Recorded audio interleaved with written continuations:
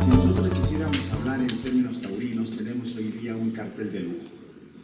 Tenemos al doctor Fernán Fernández Ceballos, juez superior de la Corte Superior de Arequipa, a la doctora María del Rosario Lozada Sotomayor, fiscal superior provisional de la Primera Fiscalía Superior de Arequipa, al doctor Jorge Enrique Delgado Linares, procurador público de la Contraloría General de la República, y al doctor Peter Portugal Vivanco como defensor privado. Y lo recibimos con un fuerte aplauso, doctor.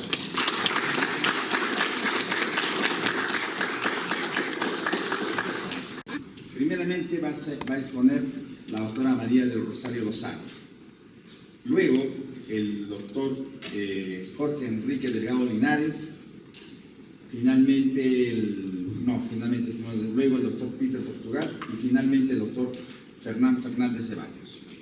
Sobre el tema que ustedes están viendo en el ecran que tienen al frente, sobre aspectos problemáticos de la investigación de delitos contra la administración pública, un delito que casi todos los días lo tenemos como titulares en el periódico. Muy bien, invitamos entonces a la doctora Rosario Lozada para que comience con ella. Por favor. Bueno, quiero dar las gracias al Colegio de Abogados, que nos da la oportunidad de alguna forma poder, a través de estos espacios, poder en realidad ver cuáles son los aspectos problemáticos en una investigación. Y respecto al Ministerio Público, en realidad nosotros hemos estado pensando cuáles serían los aspectos problemáticos para la investigación del delito contra la administración pública. Y tendríamos que empezar precisamente respecto a la gestión fiscal. ¿Cómo es que el fiscal gestiona en primer lugar su despacho? Tendríamos que preguntarnos si el fiscal en realidad hace una planificación sobre las carpetas que tiene en su poder. Si el fiscal va a indicar si tiene carpetas que son casos difíciles o son casos fáciles, si el fiscal trabaja con eficiencia y eficacia, si el fiscal tiene una estrategia para poder realizar su investigación. Entonces, ese es el primer problema que nosotros tendríamos que decir que afrontamos para la investigación de los delitos contra la administración pública. En segundo lugar, no solamente es la gestión fiscal de cada uno de los despachos para determinar si trabaja o no con estrategia este fiscal, sino también cuál es la estructura que tiene el Ministerio Público actualmente respecto al nuevo Código Procesal Penal. Nosotros sabemos que actuamos dentro de un sistema que es totalmente diferente al sistema que teníamos antes del 2004. Nosotros hemos entrado en vigencia a partir del 2008 a un sistema que es acusatorio, sistema que tiene por principio, primeramente, la inmediación, la unidad. Sin embargo, la estructura del Ministerio Público ha cambiado respecto a este nuevo sistema procesal. Entonces nosotros tendríamos que decir precisamente, ¿sí? ¿Cambiamos? Entonces nosotros tendríamos que decir que la estructura del Ministerio Público no ha cambiado. Entonces, si no ha cambiado la estructura del Ministerio Público, allí ya tenemos un gran problema, porque nosotros las necesidades que tenemos hoy con este sistema acusatorio son totalmente diferentes. Entonces, no podemos tener la jerarquización que tenemos. No podemos seguir hablando de un fiscal provincial con un adjunto, no podemos seguir hablando de un fiscal superior con un adjunto. Y no lo podemos hacer porque este sistema estaba precisamente al igual que era el sistema mixto, donde teníamos un juez instructor que era a la par con el fiscal provincial y donde teníamos una sala penal ¿no?, que iba a la par con el fiscal superior. Entonces, en realidad, este sistema no sostiene la estructura del Ministerio Público como se da. Por tanto, ya tenemos problemas. Si tenemos problemas en estructura, tenemos que tener problemas en investigación. También tenemos otro problema que para nosotros es importante, es respecto precisamente a la especialización, ¿no? Tenemos la especialización, es verdad, tenemos la especialización en estos delitos contra la administración pública, pero esta especialización, ¿desde cuándo viene? Viene desde el 2014 en la ciudad de Arequipa. Entonces, y allí tendríamos que ir también a cómo elige el Consejo Nacional de la Magistratura a los fiscales y jueces del Perú. ¿Se preocupa de la especialización del Consejo Nacional de la Magistratura? Bueno, mi respuesta tendría que decir no. Y es no precisamente porque tenemos fiscales que entran a conocer supuestamente delitos especializados sin tener la especialización y se tienen que especializar en el proceso precisamente de investigación. Entonces ya tenemos también una falencia, ¿no?, para que el fiscal pueda investigar en forma adecuada. Es así que nosotros tenemos que atacar la gestión fiscal. Si tenemos o no tenemos planificación, si tenemos o no tenemos estrategias de investigación, y tenemos que atacar la misma estructura de la Fiscalía si es adecuada a este nuevo sistema procesal. La pregunta y la respuesta creo que la tenemos todos. Yo considero que no. Adicionalmente a ello, ya entrando al mismo proceso, a la misma investigación de los delitos contra la administración pública, tenemos cuáles son las fuentes de denuncia en estos delitos contra la administración pública. Y este es un trabajo de la PUC que me parece súper interesante y que yo lo traigo a colación el día de hoy. En primer lugar, tenemos denuncias que vienen por medio de los medios de comunicación, ¿no?, cuando son casos emblemáticos e importantes que nos dicen que efectivamente ha habido delitos de corrupción a través de los funcionarios públicos en determinadas obras, ¿no?, qué sé yo, contratos de obras, servicios o bienes, no lo sé. Lo cierto de todo esto es que cuando el fiscal le requiere a este medio de comunicación que nos diga cuál es la fuente que ha tenido precisamente para establecer cómo así ha llegado a la conclusión que podría haber un delito de corrupción, tenemos que se amparan en el secreto profesional. Al ampararse en el secreto profesional, la Fiscalía ya tiene un gran problema. ¿Cómo va a entrar a una investigación en forma si tenemos un medio de comunicación que no nos dice precisamente cuál es la base de su investigación y quién le proporcionó estos datos? Ya tenemos un gran problema respecto a ello. Otra de las fuentes de denuncia es las denuncias de los funcionarios que trabajan en la misma institución y que precisamente se refiere a la ley 29542, que es la ley de protección al denunciante, ¿no? Allí también es cierto, a través de esta ley que se pretende cambiar adicionalmente, que está siendo revisada en el Congreso, se dice que los funcionarios se les va a guardar la reserva de su identidad si denuncian un hecho que es grave. Pero en este país nosotros podríamos decir en realidad, porque estamos hablando de los aspectos problemáticos, yo no he venido a contar aquí lo bueno que tenemos en el sistema, yo he venido aquí a hacer una crítica constructiva que tenemos de los problemas del sistema, por eso es que estamos hablando así, y de una forma netamente, en realidad, no como fiscal, sino como una persona que está dentro del sistema, pero también ve las falencias del sistema, ¿no? Entonces, yo eso sí quiero dejar en claro también. En fin, tenemos que estas personas que supuestamente se les va a guardar la reserva porque hay esta ley de protección al denunciante, en verdad se les guardará la reserva, podrán denunciar y no tendrán problemas, porque estamos hablando de delitos, de corrupción de funcionarios, de delitos donde no es un delito de hurto, no es un delito de robo, no es un delito de violación, estamos hablando de gente con poder económico y también con poder político y hasta con poder social. Entonces, se dan leyes, pero ¿cómo estas leyes se han reglamentado?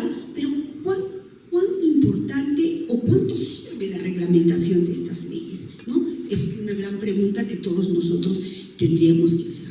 También, por otra parte, tenemos las denuncias de los procuradores públicos especializados, quienes también hacen denuncias, pero muchas veces estas denuncias, y con el perdón acá del procurador, a veces no van corroboradas con elementos de convicción.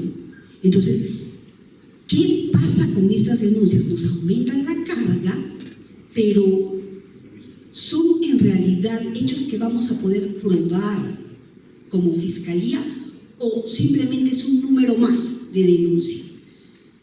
Esa es una pregunta que nosotros nos tendríamos que hacer también. Adicionalmente, también tenemos las denuncias de los ciudadanos, ¿no? Y en esto tendríamos que decir la denuncia de los ciudadanos. Hay ciudadanos que denuncian hasta por lo que leyeron en el periódico y que presentan su denuncia con el recorte del periódico y quieren que la fiscalía investigue. ¿Qué están haciendo? Sobrecargar a la fiscalía de hechos que no van a poder investigar, ¿no? Porque nos estamos comiendo algunos pasos, ¿no?, adicionales. La Contraloría para eso está, para investigar a estos funcionarios públicos, y si de ser el caso, muy bien, se les impondrá una sanción administrativa, o de ser el caso, iremos a la vía penal. Pero no nos olvidemos que podemos pasar por una vía administrativa y que muchas veces la Contraloría no lo hace y de frente pasa a la vía penal, ¿no? Ahí tenemos otro problema.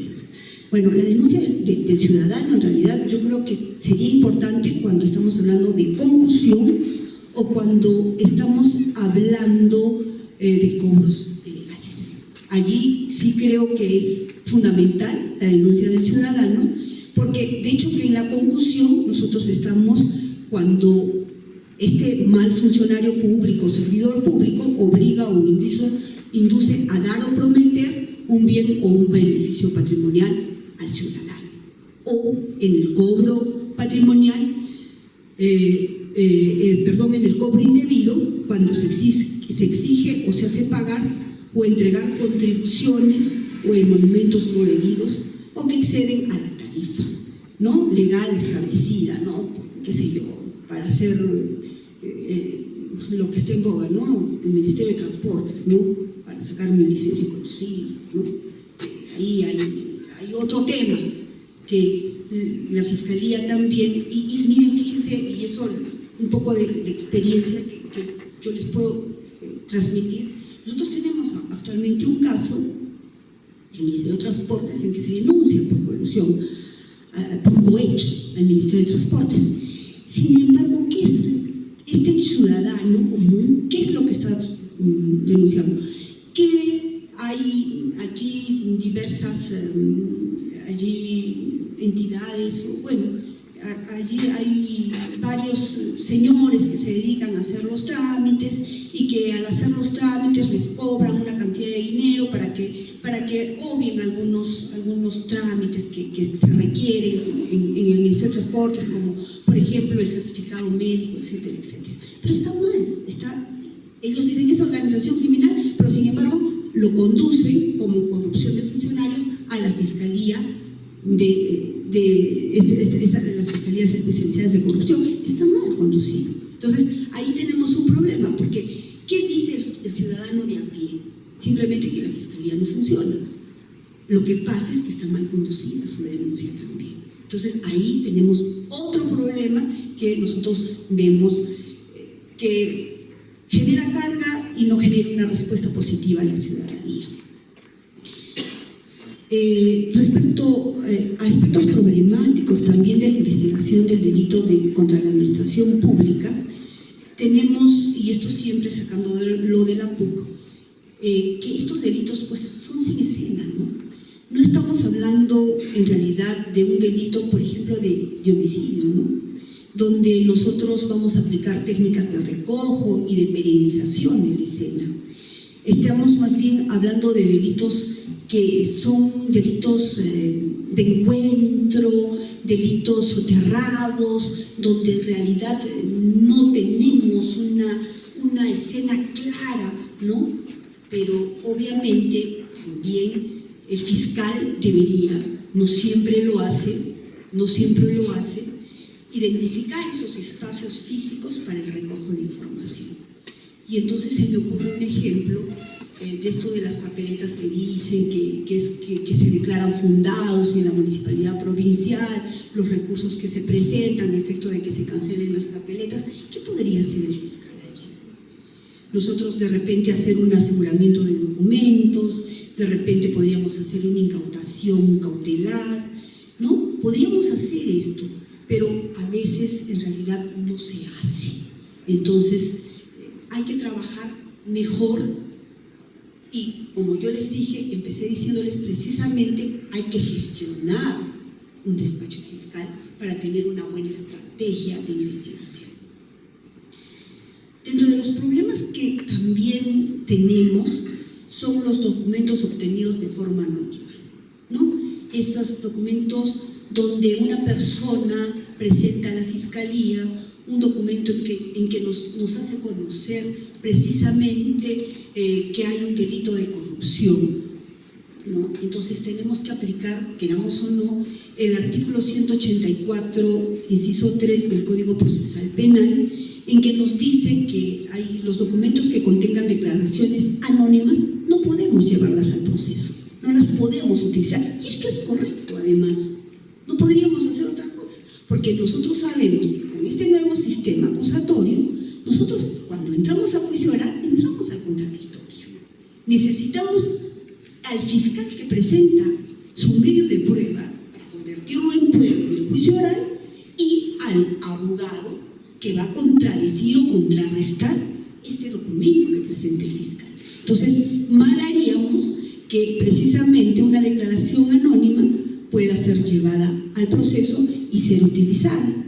Y además que está totalmente prohibido, salvo, y así lo dice el artículo 184, inciso 3 del Código Procesal Penal, que constituya cuerpo del delito. También, como ya lo hablamos, los documentos obtenidos de fuente desconocida, que es precisamente los que son entregados por la prensa y que no revelan quién es su fuente, por esto del secreto profesional precisamente. Y entonces, si el fiscal quiere utilizar precisamente esta fuente, simplemente, ¿qué podría pasar? Que nos podrían decir que es un medio de prueba que es prohibido. ¿Por qué? Porque nos dirían, oye, cuidado, aquí se está violando un derecho fundamental. ¿Y cuál sería el derecho fundamental que se esté violando? La intimidad. Entonces, allí ya también tenemos otro problema adicional para nuestra investigación. Pero como todo no es malo en nuestra vida, en realidad también consideramos que el fiscal tiene que necesariamente contextualizar, ¿no?, cómo es que se dio esta declaración y cómo es precisamente que se ha obtenido esta información, ¿no? Tiene que revisar ello para ver si es prueba prohibida o no es prueba prohibida y si se puede o no incorporar al proceso penal de conformidad con el artículo 8 del título preliminar del Código Procesal Penal.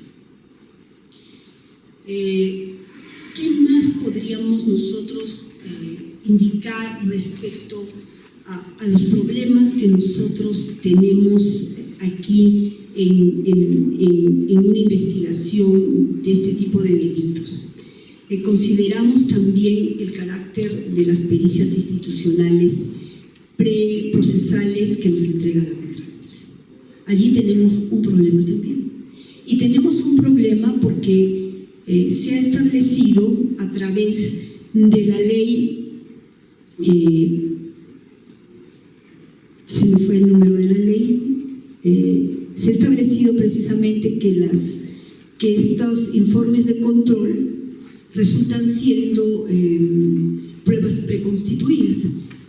Lo dice la ley 27785, la ley del Sistema Nacional de Control, en el artículo 15, que es que este informe de control son pruebas preconstituidas, pero eso no es cierto, porque el Poder Judicial no lo establece así. Tenemos la jurisprudencia, tenemos que lo tomó de diferente forma, y acá yo les traigo 3 resoluciones. Una dice que debe ser este informe de control debe ser corroborado con un dictamen pericial contable, nos dicen así, nos dijo la Corte Suprema. Después nos han dicho que no puede considerarse prueba plena y definitiva, y también nos han dicho que este carácter de pericia institucional es preprocesal. Entonces, ¿cómo vamos? Este informe de control podríamos tomarlo como prueba preconstituida. Tendríamos que decirlo que no, en realidad, porque si estamos ante el sistema acusatorio, tenemos que traer a la persona que hizo este informe de control, lo tendremos que llevar a juicio oral y él nos tendrá que explicar de dónde salen estas conclusiones de su informe de control, ¿no? Práctica que se viene realizando, pero ahora, otro problema que tenemos en la Contraloría es que los informes de control no son hechos necesariamente por abogados, son hechos por una serie de profesionales. Entonces, a veces se les exige que en estos informes de control, porque además hubo un acuerdo entre el Ministerio Público, el Poder Judicial y la misma Contraloría, que estos informes de control, cuando el hecho constituiría delito, tenían que decir cuáles son los elementos subjetivos y objetivos del tipo penal, ¿no? Cuáles eran los elementos de convicción, y nos tenían que decir adicionalmente de ello estos elementos de convicción, elementos objetivos, y además cuál era el perjuicio. Una persona que no es en realidad abogado podría hacerlo, un ingeniero civil podría hacerlo, entonces un economista podría hacerlo. Entonces, y son las falencias que resultamos teniendo en todo el sistema. Yo les digo las falencias del Ministerio Público, pero también vemos las otras falencias. Y si llevamos a estas personas a juicio como testigo experto o como perito de este informe de control, ¿qué tenemos como consecuencia? ¿Podrá dar una respuesta a lo que ha hecho? Algunos sí, pero no todos. Entonces ya tenemos un problema también en nuestra investigación, ¿no? Adicionalmente, tenemos también el uso de declaraciones recabadas en la investigación preparatoria, que se oponen los abogados cuando son entrevistas. Dicen, un momentito, cuando son entrevistas tiene que estar el abogado defensor, porque si no, en realidad el derecho de defensa se está vulnerando, ¿no? Por tanto, tutela de derechos. Pero allí yo creo que tendríamos que discutir si la entrevista necesariamente tiene que intervenir precisamente un abogado, porque es una entrevista, no es una declaración en forma, porque cuando estamos hablando de una declaración en forma, ahí sí tenemos que solicitar precisamente la intervención del abogado defensor, a quien le tenemos que notificar adicionalmente. Entonces, tendríamos que también romper paradigmas, y eso es difícil, ¿no?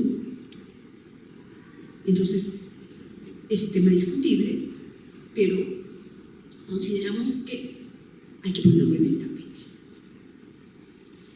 Adicionalmente a ello, tenemos problemas con la declaración de conmutado, ¿no? Para la valoración de estos criterios, en eso sí la Corte tiene más o menos, considero, un criterio uniforme, ¿no? Porque ven los criterios subjetivos y los criterios objetivos. Cuando hablamos de los criterios subjetivos, se revisa precisamente la personalidad de la persona que va a declarar, la relación que tiene con el imputado y cuál es su motivación. Y adicionalmente, en los objetivos, se va a corroborar con elementos probatorios cuál es la coherencia y la solidez en el relato que está prestando. Adicionalmente de esto tenemos otro problema. Si el imputado declara en la investigación preparatoria y reconoce haber cometido el delito y después nos vamos al juicio oral y él simplemente no declara absolutamente nada y dice voy a guardar, voy a hacer uso de mi derecho a guardar silencio, ¿cómo el fiscal va a sacar la declaración? No puede, no puede. Así haya dicho, sí, yo cometí el delito, ¿no? Entonces ahí tenemos otro problema. Ahora, si él declara, el fiscal podrá hacer uso de esta declaración previa en la investigación preparatoria. Miren, de la experiencia que tenemos como fiscales, hay juzgados unipersonales o colegiados que dicen que cuando el imputado acepta declarar, no hay problema. Se puede hacer uso precisamente de la manifestación previa a la investigación preparatoria, pero hay otros que no. Entonces, es otro problema que nosotros tenemos en estos delitos de corrupción de funcionarios. Otro problema que tenemos, que ha sido un poco ya zanjado, es la prueba trasladada. Nosotros tenemos la prueba trasladada, que ustedes todos sabemos que es de carácter excepcional, que la prueba trasladada no estaba regulada en forma específica en el Código Procesal Penal del 2004, sin embargo sí había prueba trasladada en el Código de Procedimientos Penales, que por la carita que veo, ustedes no lo conocen. Pero tenemos la prueba trasladada ahora en la Ley 30.077, que se ha dado en el 2013. Y esto de la prueba trasladada es muy interesante, pero hay jueces que no aceptan la prueba trasladada, ¿no? Pero la prueba trasladada tenemos que separarla en dos. La prueba trasladada, que es la que es de naturaleza personal, y la otra que se trata de dictámenes periciales, informes, pruebas documentales. Miren, tenemos la ley del 2013, sin embargo hay jueces hoy en Arequipa que no aceptan la prueba trasladada ni siquiera para los dictámenes periciales, los informes, las pruebas documentales. No la aceptan, porque obviamente creo que todos podríamos pensar que no se puede aceptar la prueba trasladada cuando es de naturaleza personal, ¿no? Porque tiene sus remoles, ¿no? Ya declaró pues en el juicio, pero ¿cómo lo voy a aceptar acá? No se está, de alguna forma, no se está dando el contradictorio, ¿no? En un juicio oral. Bueno, allí yo estoy de acuerdo que no, creo que no debería haber prueba trasladada, pero sin embargo sí en los dictámenes periciales, en los informes, en las pruebas. Bueno, otro problema que nosotros tenemos en estos delitos de investigación, en estos delitos contra la administración pública, es precisamente el control de plazos. En realidad, estos son delitos complejos donde para que la Fiscalía pueda obtener un peritaje pasa mucho tiempo. El fiscal, si aquí hay un fiscal, ellos saben cuánto cuesta en realidad conseguir un dictamen pericial en este tipo de delitos, ¿no? Es más, en Arequipa hace ni 3 meses recién se ha contratado peritos para hacer algunos tipos de peritajes. Antes no había peritos, ¿no? Y entonces nosotros teníamos grandes impedimentos e inconvenientes. Y ustedes saben, bueno, gracias a la casación 144 del 2012 de Ancash, se ha determinado que en la investigación preliminar también se puede declarar compleja, es decir, los 8 meses, pero eso sí, el fiscal tendrá que tener en cuenta precisamente que esos 8 meses se cuentan a partir que el fiscal tuvo conocimiento del caso, ¿no? Y que antes en eso el fiscal no tenía cuidado. Ahora estamos trabajando precisamente en los plazos para que no tengamos problemas de esto del control de plazos. Adicionalmente, también tenemos aquí como aspecto problemático el que obviamente en este tipo de delitos no podemos hablar de salidas alternativas. De ninguna manera, porque como todos sabemos, las salidas alternativas se refieren precisamente al principio de oportunidad del acuerdo reparatorio.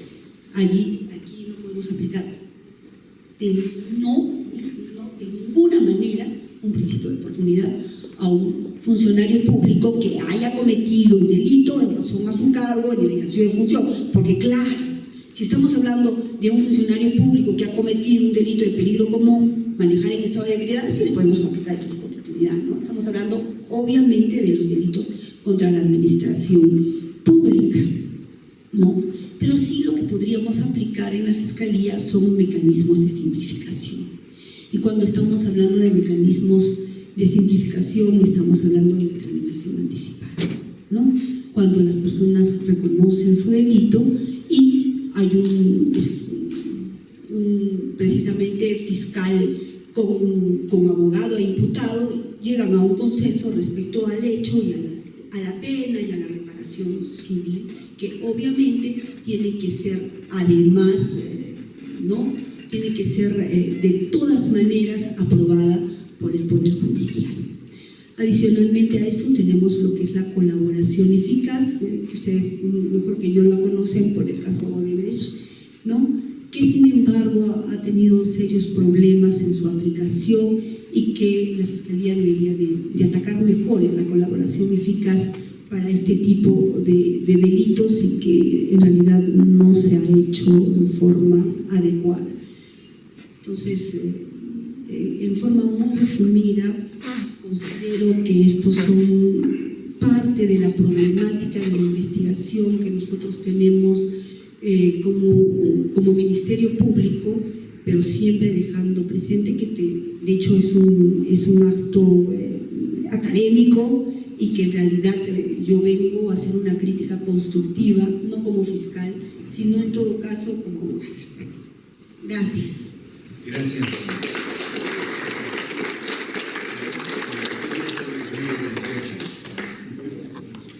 Vamos a dar la palabra ahora al doctor Jorge Enrique Delgado Linares. Por favor. Buenas noches. Ante todo, agradecer al Colegio de Abogados por la invitación y es un honor participar con el doctor Fernando Fernández, con la doctora Rosario Rosada, con el doctor Portugal. Mi exposición está obviamente ceñida al tema de la Contraloría, enfocada en ese sentido.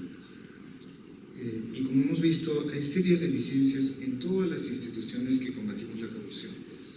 La Contraloría finalmente es un ente que ve el gasto público, pero como todas las instituciones públicas, pues carecemos del personal necesario para ver todo ello.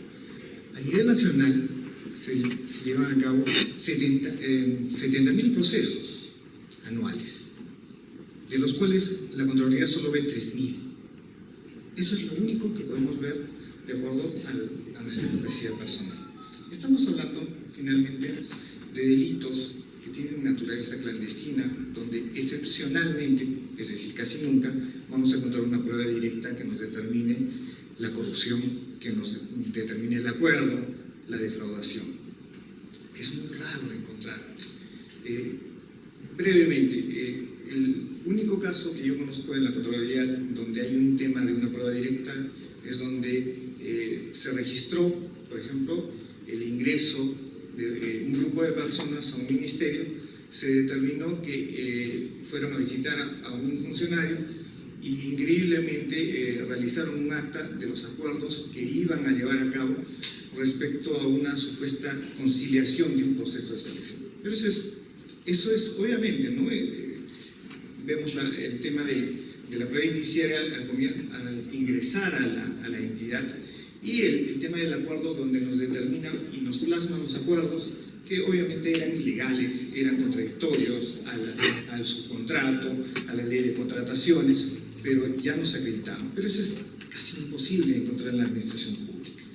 Tenemos que ceñirnos a prueba indiciaria, que finalmente está determinado cómo se evaluó un proceso de selección, cómo le otorgaron mayor puntaje, cómo en la ejecución contractual finalmente no le cobraron la penalidad, y tenemos que enfocarnos en ese sentido. Un informe de control, que es lo que nosotros le damos al Ministerio Público y que en un probable caso llega a juicio oral, tiene un esquema que está determinado por los antecedentes, origen, objetivos, materia examinada, antecedentes, comunicación de desviaciones, aspectos relevantes, deficiencias de control interno y observaciones. Es muy raro encontrar también un fiscal, y también encontrar de la misma manera en el Poder Judicial un juez que tenga conocimiento, a excepción del doctor Fernán, que él sí ha trabajado en la administración pública, y entiendo yo también unos pocos jueces.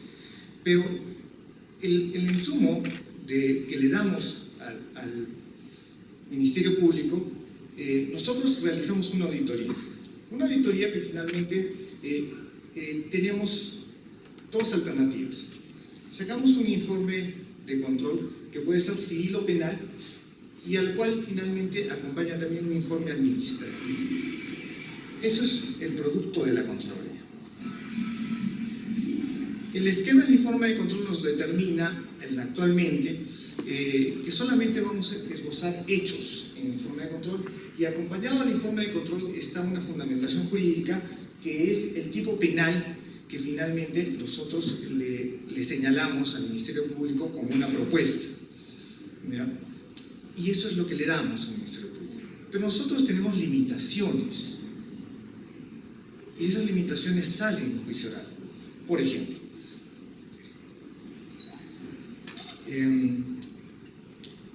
la imputación concreta. Nosotros tenemos que analizar las normas que regulan esta institución, tanto la ley de contrataciones, el reglamento de contrataciones, su MOF, su ROF, pero no solo eso. Una institución pública debe tener un manual de procedimientos, tiene que tener un reglamento interno que nos diga cómo es que finalmente va de un requerimiento del área usuaria hasta una ejecución contractual y qué funcionarios intervienen. Pero cuando nosotros llegamos a juicio oral, este tema es una falencia, porque muchas de estas instituciones no tienen estos manuales, muchas de estas instituciones no tienen un reglamento interno. Entonces, cuando vamos a juicio y nos preguntan, y es un tema exigible, es un tema comprensible que tiene que realizarlo el Poder Judicial y el Ministerio Público, no podemos señalarlo. No podemos decirle, debió pasar de este funcionario a tal funcionario, y este funcionario tiene estas funciones, porque no está establecido, no tiene un manual, no hay una función específica. Y hay casatorias respecto a esta función específica que debería tener el funcionario para atribuirle un tipo penal. Nos tenemos que basar finalmente en el MOF y el ROF, que muchas veces solamente nos señalan funciones genéricas. Y esto implica un tema de impunidad. Tenemos la irregularidad, tenemos el delito, pero no tenemos finalmente las funciones específicas que nos ayuden a acreditar el mismo. Y ese es otro tema también. Les traigo las observaciones del informe de control, que está determinado por la sumilla, la presentación del hecho, los elementos de observación, los comentarios a las personas, la evaluación de los comentarios y el señalamiento del tipo de responsabilidad penal, civil o administrativa. Cuando un funcionario hace un descargo a la Contraloría, porque nosotros antes de sacar el informe le comunicamos el hallazgo y él tiene que hacer un descargo con sus medios probatorios, y nosotros hacemos una evaluación para determinar si supera esta observación o continúa la observación, que finalmente termina en un informe de control. Pero hay muchas alegaciones por parte de la parte que necesitan ser corroboradas. Por ejemplo, un caso que ya hemos visto en el Poder Judicial, se determinaba el tema de trabajadores fantasmas. que no estaban, que no habían trabajado, y que estaban en planillas. En los descargos nos señalan cierta cosa, cierta situación, y esta situación de los descargos tiene que ser evaluada por el auditor y tiene que ser verificada por el auditor. Y esto tiene que plasmarse en su evaluación, pero muchas veces no se puede, porque la determinación de los descargos nos implica a veces determinar y realizar otra auditoría nueva, lo cual también por los plazos y también por los requerimientos del personal no podría realizarse. Y esa es otra situación que también es exigible a una auditoría, a una investigación. Como por ejemplo, nosotros estamos limitados por un alcance y por un objetivo que va en el informe de control. Estamos determinados a analizar un periodo de contrataciones en un determinado momento. Lo analizamos y determinamos la irregularidad. Pero cuando vamos a juicio, y es obvio, y vamos en apelación también, que los jueces a veces nos pregunten, pruébame el conocimiento y la voluntad. Me estás determinando que acá hay dolo, pero pruébame que este funcionario ha trabajado de manera diferente en este proceso y anteriormente ha trabajado de otra manera, de manera correcta, para determinar su conocimiento que tenía, cómo debía actuar y cómo está actuando de manera diferente en este caso. No podemos. ¿Por qué? Porque el alcance y los objetivos del informe de control nos limitan a un proceso, nos limitan a un tiempo, y analizar otros procesos implicaría realizar varias auditorías que lamentablemente por la capacidad operativa no podemos. Entonces, esa valla o esa posta se la dejamos al Ministerio Público en la investigación que debería realizar. Pero ahí también, como lo ha expresado la doctora Rosario, no pueden porque no tienen la capacidad operativa tampoco, y tampoco tienen la capacitación y tampoco tienen los peritos necesarios para realizar eso. Entonces, cuando llegamos al juicio, también es comprensible, si no puedo probar el conocimiento y la voluntad, vamos a obtener una sentencia absolutoria. Y eso es lo que sucede. Veamos ahora un ejemplo de conclusión del informe de control. El informe de control, como ya les he dicho ahora, anteriormente tenía diferentes modalidades. Había un informe especial que no tenía conclusiones, había una acción rápida que tampoco tenía conclusiones, solo tenía identificación de partícipes, y esa es una situación que también vamos a ver más adelante, que ya la ha tocado la doctora Rosario, respecto a la pericia institucional, y que antes nos determinaban como prueba preconstituida. Entonces, la conclusión, les doy un ejemplo, nos habla de un estudio de preinversión a nivel de factibilidad del proyecto. Se aprobó sin contar con el sostenimiento físico-legal de los predios para la ejecución de la obra, y el expediente técnico fue aprobado sin considerar el componente de expropiaciones, iniciándose su ejecución sin contar con la disponibilidad de los terrenos. Estamos hablando de una obra que va a ser ejecutada en unos terrenos que tampoco tenían en el momento en que ya se inició la obra. Asimismo, las tasaciones para la adquisición de los predios afectados con la ejecución de obras se realizaron sin observar por su valor comercial, que debía ser realizado por la Dirección de Construcción del Ministerio de Vivienda. Una conclusión del informe de control, nunca van a encontrar una conclusión que nos determine tal persona es responsable de tal delito. No va a haber, solamente revela hechos. Esa, finalmente, la determinación de qué es responsabilidad, pues obviamente está en el Poder Judicial y también está en el Ministerio Público al proponer una acusación, pero solamente revelamos hechos. Y vamos a pasar al tema de que en la fundamentación jurídica, de acuerdo al esquema y de acuerdo a el manual de auditoría y cumplimiento actual vigente, debería tener un análisis de los elementos del tipo penal, tanto los elementos objetivos como los elementos subjetivos. Y coincidimos con la doctora Rosario,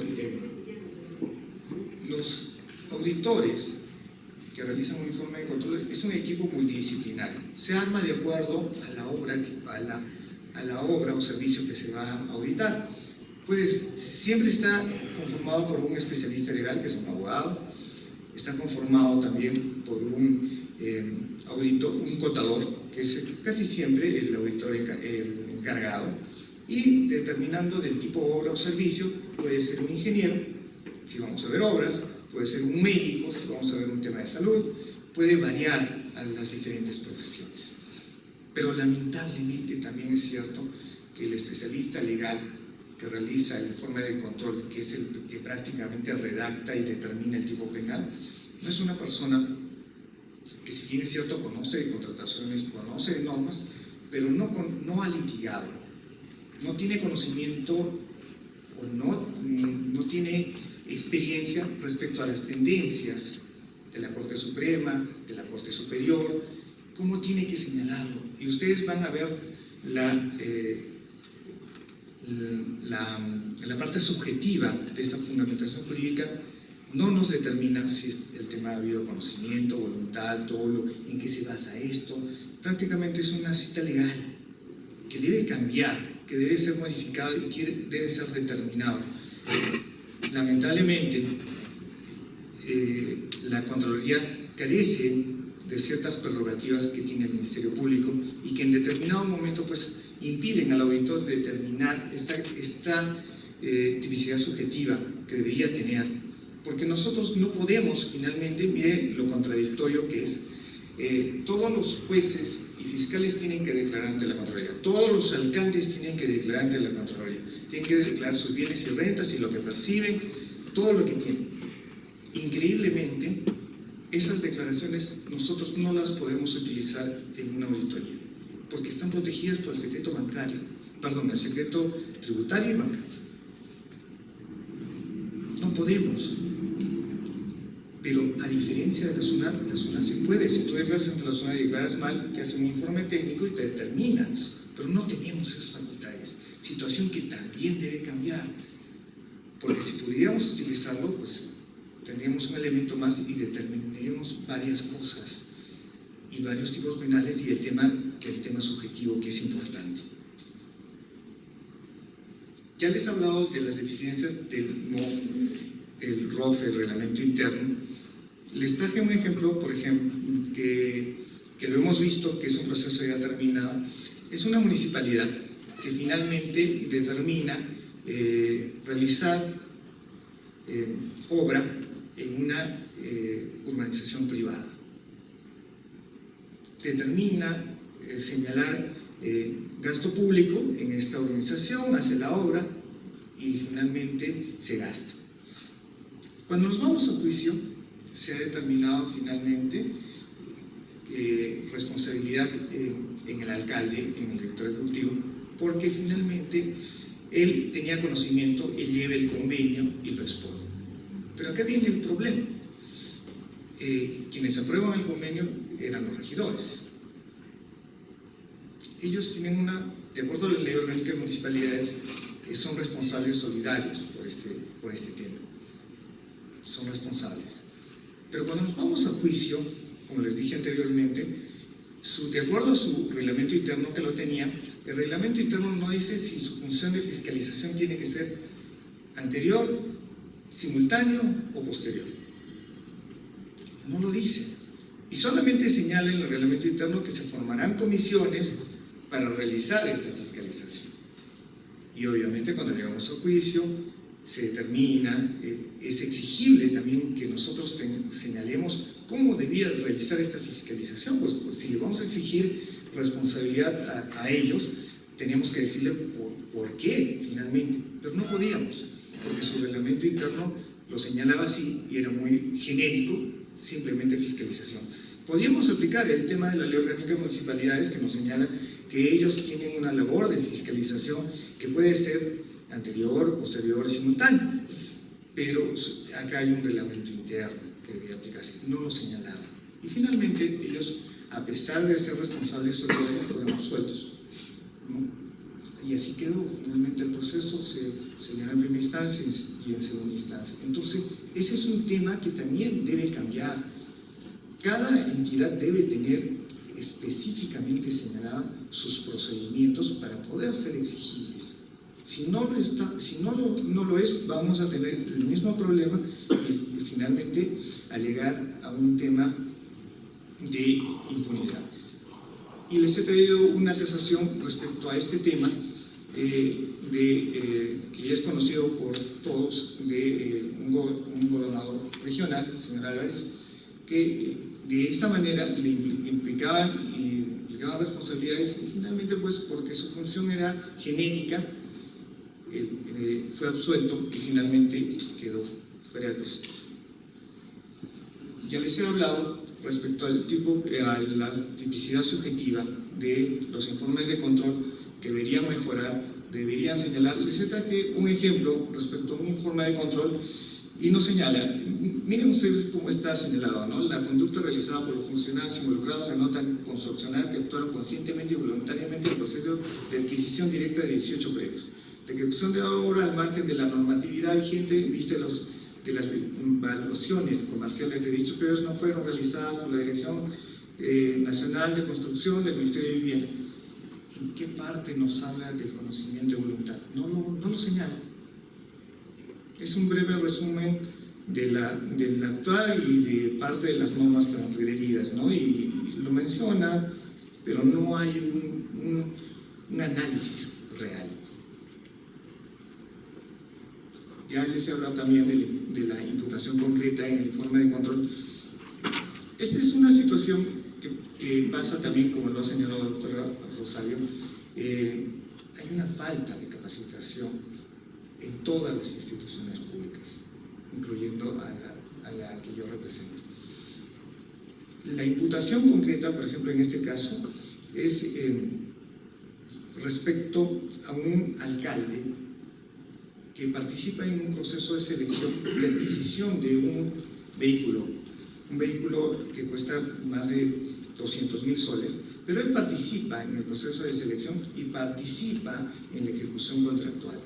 Le es exigible ciertas situaciones, le es exigible que exija la carta de fianza, le es exigible que exija el Registro Nacional de Proveedores al momento de la firma del contrato, participa cuando le entregan el vehículo. Pero la imputación que le hace el Ministerio Público es, por otro lado, el alcalde intervino en los hechos referidos toda vez que es responsable del manejo de cuentas bancarias, porque él es responsable en mérito a la resolución del alcaldía y su facultad para suscribir contratos, tal como le indica la Ley Orgánica de Municipalidades, el reglamento de la misma municipalidad, la facultad de dirección y lo demás. Fue resumida prácticamente en un párrafo. Pero ¿cuál es la imputación que hace la Contraloría en su informe de control? Está señalado cómo autorizó el comprobante de pago, cómo vio el tema de la facturación, cómo recibió el vehículo, cómo fue saneado legalmente, e incluso las normas que son transgredidas, la suscripción del acta de transferencia del vehículo, cuáles son las irregularidades en cada uno de estos casos, pero eso no fue plasmado en la acusación. ¿Qué pasó cuando llegamos solamente al control de acusación? Fue sobreseído. Apelamos, pero obviamente si no hay una imputación, fue confirmado. El alcalde quedó fuera del proceso. Los integrantes del comité, la imputación sí estaba debidamente realizada y por lo tanto fueron condenados en primera, segunda e incluso presentaron casación que también fue confirmada en el mismo sentido. Entonces, es cierto, mire usted, el fundamento de sobreseimiento, la CUA ampara el pedido de sobreseimiento por el delito y nos señala que es claro que el alcalde no intervino, su participación se limita a ejecutar algo que había realizado el comité, que el alcalde asume que todo acto del comité son lícitos, no existe imputación fáctica correlacionada con el delito. ¿Es cierto? Pues no existe. Es necesario la capacitación, es necesario que el insumo que le da la Contraloría simplemente sea un insumo y sea enriquecido en el Ministerio Público y, como lo dice el doctor Celis Mendoza, tiene que armar su imputación con la investigación que realice el Ministerio Público y no tomar, como pasa en muchos de los casos, que hacen un copy-paste de lo que le da la Contraloría. Nosotros solo revelamos indicios reveladores del delito y no es finalmente los hechos que van a ir, ¿no? El Ministerio Público tiene que realizarlo, pero muchas veces no lo hace porque no tiene la capacidad operativa para realizarlo, no tiene la capacidad para coordinar, para realizar una investigación debida, ¿no? Como lo tiene la Unidad de Inteligencia Financiera, como tiene el levantamiento del secreto bancario, el secreto de las comunicaciones, que debe ser el insumo para esta unidad de inteligencia financiera y realizar un informe debidamente con todos los medios probatorios. Y eso es lo que nos sucede día a día. Acá les tengo los enunciados fácticos de la acusación, que finalmente ya les he señalado, y las resoluciones de imputación concreta. Nos vamos a detener un poco en el carácter del informe de control de prueba preconstituida. Coincidimos con la doctora Rosario. Era un tema que había sido señalado en la Ley Orgánica del Sistema Nacional de Control, la Ley 27785. Pero es cierto, no puede establecerse un tema de prueba preconstituida de que se acepte por el Poder Judicial. Era necesario llevarlo al contradictorio, es necesario sustentarlo ante el Poder Judicial. Nunca se dio en realidad, nunca se aceptó de esa manera. Era necesario una contradicción en el presente caso. Eso ha variado. Ahora, el artículo 201A es una prueba preconstituida, hay varias situaciones que han cambiado. Es una propuesta de la Contraloría y se aceptó en el Congreso. Lamentablemente, también es cierto, nos da ciertas facultades que tampoco son aceptadas por el Poder Judicial porque tienen sus razones. Por ejemplo, nos faculta la prueba institucional que podamos nosotros, como Contraloría, designar al auditor que va a sustentar ante el Poder Judicial o ante el Ministerio Público que sea diferente al que firmó el informe de control. Que sea diferente. Es decir, un ingeniero puede ser sustituido por otro ingeniero y tiene que asumir las conclusiones que hay en este informe, tiene que asumir los hechos y tiene que sustentarlos ante el Poder Judicial. Nunca un abogado defensor va a aceptar que vaya un perito que no realizó el informe a sustentar lo de otro perito. Pero tenía también una razón esta modificatoria, porque la Contraloría, nosotros hacemos auditoría a nivel nacional, nos mueven constantemente, muchos de los auditores salen del Sistema Nacional de Control, muchas veces no los podemos ubicar. Y queríamos tener, queríamos poder sustentar esta pericia institucional, pero no es posible. Solamente a nivel nacional, hasta donde tengo conocimiento, solamente se ha aceptado una vez, que es en el norte, por el tema de Angas, por el tema de Chiclayo que se estaba dando, y solamente se ha aceptado en esa oportunidad. Pero es que es razonable, ¿no? Que una persona que firma es la que vaya a sustentar su informe. Y ese es otro tema también que quería hablar. La prueba tasada que nos ha hablado la doctora Rosario, hay una ley, está sustentada que puede ser utilizada una pericia o una prueba que se realizó en un proceso, en otro proceso. No hay contradictorio. Pero mire usted la diferencia que existe y la forma de aplicarlo. En el nuevo modelo, en Moquegua, ellos permiten que un proceso nulo, ¿ya? Y es un proceso al que yo fui, me enviaron. Estamos a mitad de juicio. No fue un perito y no fue un testigo. Estamos hablando de un proceso nulo. Y los abogados propusieron que se utilizaran los audios del proceso nulo. Y el juez lo admitió. Y nosotros nos sentamos a escuchar el audio, que son casi 3 horas, de la declaración del perito y la declaración del testigo, y de esa manera se llevó a cabo el juicio. No hay una uniformidad de criterios y ellos lo aplican de esa manera. Y no solo es un juez, son 2 jueces por lo menos en Moquegua que lo aplican de esa manera. Y permiten que un juicio nulo. ¿Por qué? Porque la sentencia dice, se declara la nulidad de la sentencia, pero no dice, se declara la nulidad de la sentencia y de todo en el juicio. Y en eso se basaron para sustentar esta decisión que finalmente se dio y se llevó a cabo el juicio de esa manera. Hasta donde yo sé, ese proceso tiene que llegar a casación y determinar cómo ha sido la actuación y si están de acuerdo los jueces de la Corte Suprema con esa actuación. Este es otro tema que ya hemos hablado, de verificar los antecedentes del proceso a fin de determinar elementos subjetivos del tipo penal. Como les dije anteriormente, lamentablemente la Contraloría no tiene la capacidad operativa para revisar 4 procesos y determinar la actuación diferente de estos 4 procesos de los funcionarios que realizaron. Ojalá pudiéramos revisarlo y determinar los elementos subjetivos.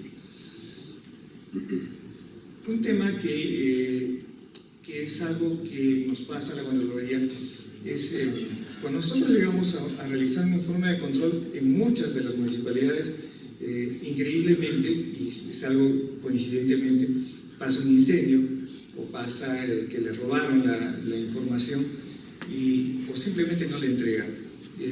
Esta situación nos ha pasado varias veces. Hemos logrado una sentencia en Moquegua en donde sí lo sentencian al alcalde porque pide que les entreguen la información, pero nunca fue entregada y que finalmente fue sentenciado por omisión de funciones. Es la única sentencia que hemos sacado en ese sentido. Y esa es otra prerrogativa que también debe ser cambiada de las facultades de la Contraloría. No tenemos las mismas facultades que la SUNAT, que las facultades de aduanas, no tenemos prerrogativas que deberíamos tener y que nos ayudan al informe de control. Por ejemplo, incautar documentos, que solamente lo tiene el Ministerio Público y que tiene que ser convalidado ante el Poder Judicial. Otras entidades sí lo tienen con la SUNAT. Entonces, cuando nosotros vamos a hacer un informe de control, le pedimos la información a la entidad nos da la información. Nosotros sabemos qué va a pasar, le sacamos copias certificadas y sabemos que cuando le damos al original a la entidad se va a perder, va a desaparecer. Pero no podemos hacer nada porque nuestra ley del Sistema Nacional de Control y todas nuestras normas nos dicen que tenemos que devolvérselo a la entidad.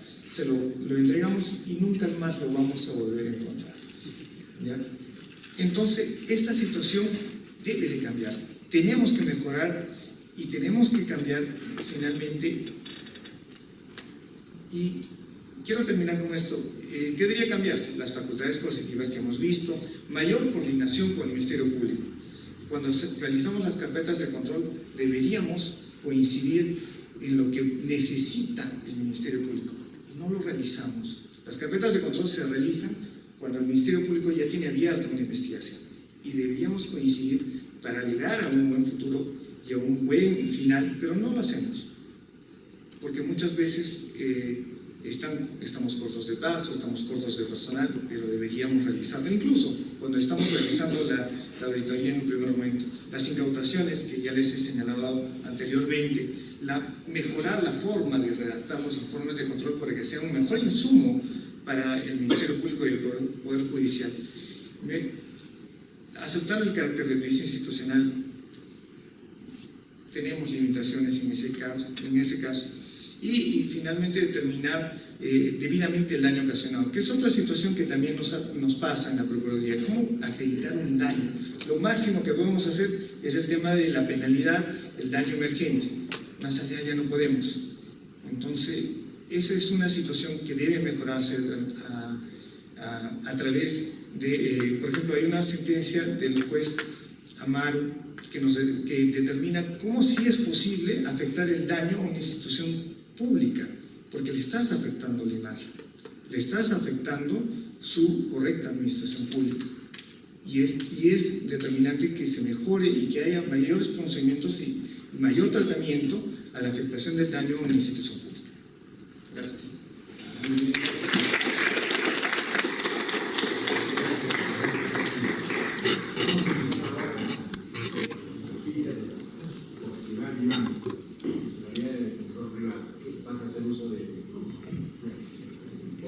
Gracias, doctor Orestes. Buenas noches, miembros de la ONU, invitados, público presente. Esta noche nos ha traído a colación justamente un delito bien especial y bien emblemático a nivel nacional, no solamente en Perú, se ve afectado por todo lo que está ocurriendo, sino también Perú, parte de Estados Unidos, Brasil, por esto de los yatos. La corrupción, uno de los dichos, ¿no? El cohecho es la parte primordial o vertical de este tipo de delitos. El cohecho, la coina, el soborno, lo que en el común de las personas estamos acostumbrados a escuchar. Y a eso venimos nosotros esta noche, ¿no? Transmitirles el común del pensamiento para que llegue a nuestro entendimiento. Este cohecho se presenta en la humanidad de manera cíclica, siempre ha existido, está existiendo y continuará existiendo. Esto es no parar. Así como los huracanes que se presentan en Estados Unidos y todos los desastres naturales se presentan. Es difícil de parar y de controlar.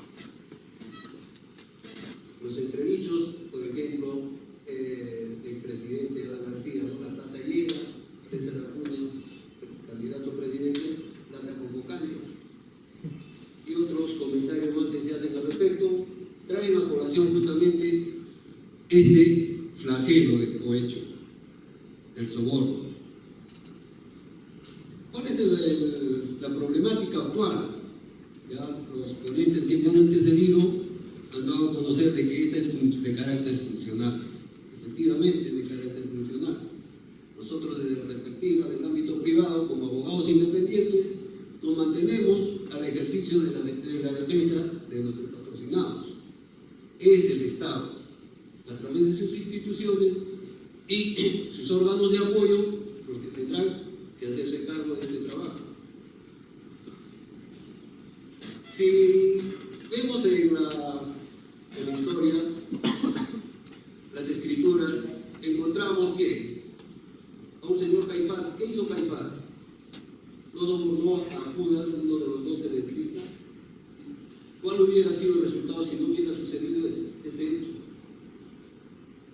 Y así vamos a seguir con el transcurso de la historia. Los grandes reyes, para conquistar naciones, no sobornaban a grandes generales o a grandes miembros del Senado, como en el caso, por ejemplo, de esto, incluso tenemos la película de los 300, donde Leónidas pierde por defender el puente Chilina, digamos, por las Termópilas, y el rey Cretense es el que cohecha, soborna a uno de los generales. Si nos trasladamos al Perú, ¿qué encontramos en el Perú en Internet? Llegan los españoles, utilizan esta maniobra del cohecho, y aquí a través de quién? De uno de los allegados entre Almagro y Huáscar y Atahualpa, para que justamente pierda Atahualpa, son filipillos, ¿no? De acuerdo a los cronistas de esa época. Entonces seguimos teniendo el cohecho desde nuestros antepasados. El periodo que se vivió durante la gestión de Fujimori, también se vivió esta parte del cohecho. Hoy ya nos hemos olvidado del soborno que fuera visualizado por el que permitió la caída del régimen, ¿no? Que actualmente el que promovió el Consejo en el Congreso, Luchi Darico, está como embajador premiado por PPK. Son formas en que los funcionarios, los servidores públicos, van a ser sometidos justamente por el cohecho, esa debilidad, el poder. Son funcionarios, son servidores públicos, no son como nosotros independientes o particulares, sino que ellos dependen de una institución del Estado. Que a nosotros de niños siempre nos han enseñado a saber respetarlas. Pero cuando ya somos adultos como ahora, estas instituciones muchas veces vienen en desprestigio. Y el respeto y el miedo de dar. ¿Por qué? Justamente por estos funcionarios o servidores públicos que cayeron en el cohecho, en el soborno, en la coima, en la aceitada. El periodo de Fujimori, durante el gobierno de transición de Valentín Paniagua y siguiendo Toledo, se creó el sistema de anticorrupción. Fiscalía, Poder Judicial y Policía Anticorrupción. El mismo que quedaba ubicada en la avenida Arenales, cuadra 36, con 2 de Mayo, en Lima, San Isidro.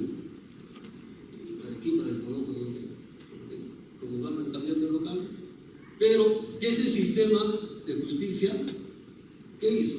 Recuperó al Estado peruano su estado seguro, una seguridad jurídica, se nos devolvieron la seguridad jurídica. Hubo un trabajo conjunto, sí hubo un trabajo conjunto. El procurador en ese entonces, José Ugaz, Sánchez Moreno, del estudio Ugaz, ¿qué hizo? Revolucionó la Procuraduría Pública. Contrario a lo que tenemos hoy en día en estos procesos de los yatos, donde hay una división, hay una pelea, hay una pugna entre el órgano del persecutor del delito con de la reparación civil. La doctora Julia Príncipe Trujillo, quien dio inicio al gobierno de Ollanta Humala sobre estos temas de cohecho o sobornos de altos magistrados, inició la gestión de manera positiva y la fortaleció. Pero los gobiernos son los que cambian todo este sistema. Como ya hemos escuchado, las estructuras dentro del Ministerio Público, su funcionamiento, las necesidades, sus recursos humanos no son los adecuados. Por tanto, ahora estamos en un hecho complejo. ¿Por qué? Porque es notorio. Es como una caja de Pandora, que hoy día estamos acá y mañana no sabemos qué noticias nos van a dar. No al Perú, sino del extranjero, de donde nos han llegado toda la información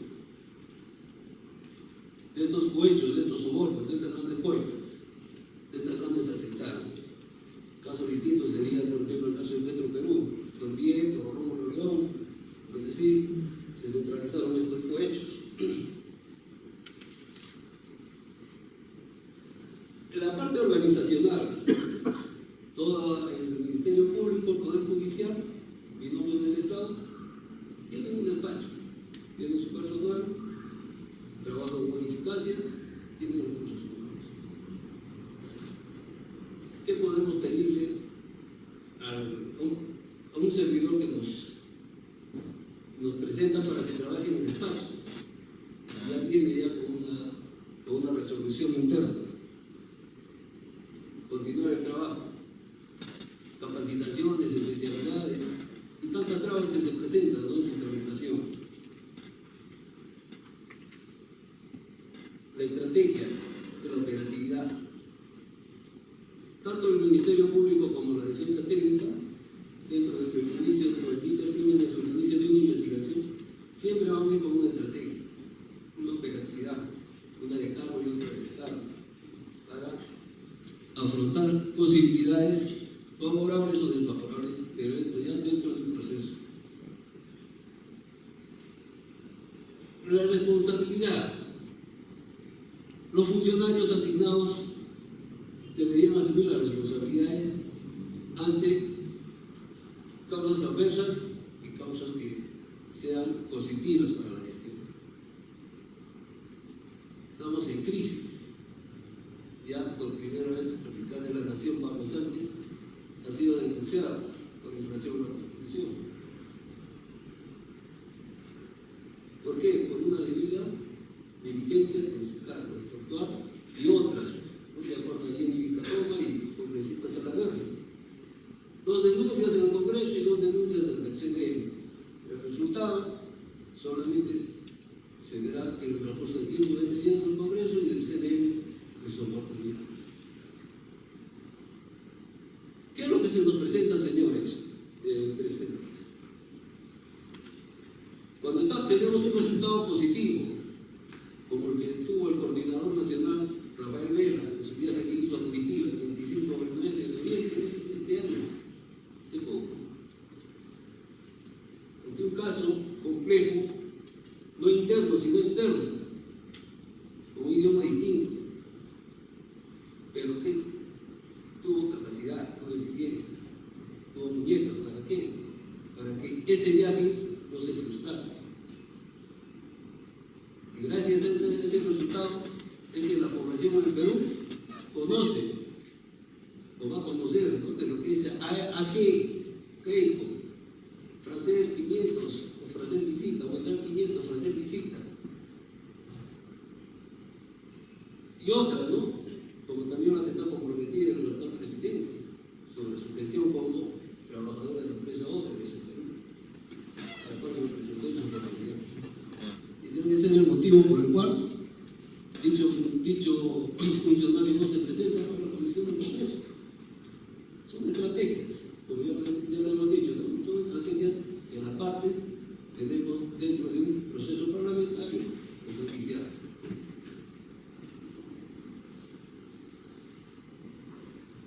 Se ha tenido actualmente en estos cohechos, o sobornos o coimas, o llamadas asentadas, a estudios de abogados. Se ha aportado como el estudio que está bien cuestionado por el caso de Cusco, alcalde Coco Acurio, el doctor Zaragoza del estudio actualmente. También se tienen los casos en Tumbes de Gerardo Viñas, Cajamarca, el candidato presidencial Gregorio Santos, César Álvarez Lugarazo y muchos otros. Se encontraron alcaldes o funcionarios o servidores públicos en sus respectivas instituciones.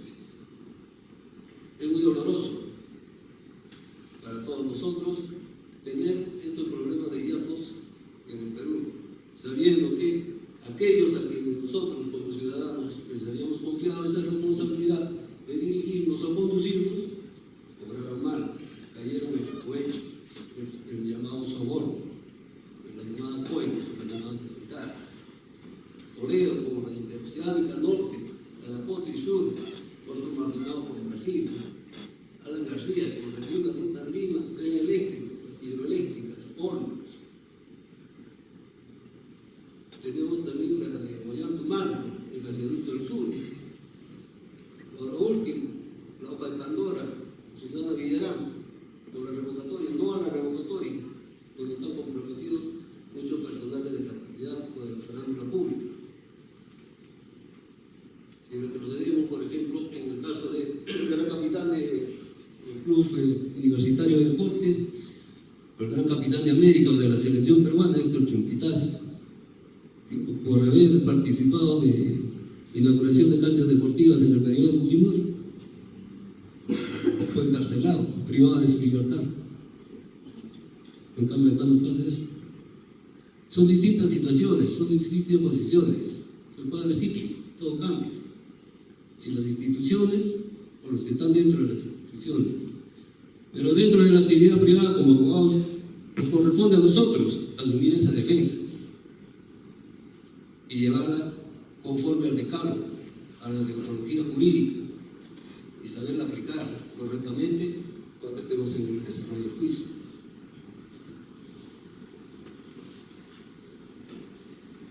El otro problema trascendental se presenta con esta ley de contrataciones que tiene el Estado por las obras, leyes y reglamentos que desde el año 79 han sido modificadas, han sido aprovechadas por los interesados justamente en las concesiones de estas obras, de estas grandes obras. ¿Para qué? Para el beneficio personal de ellos.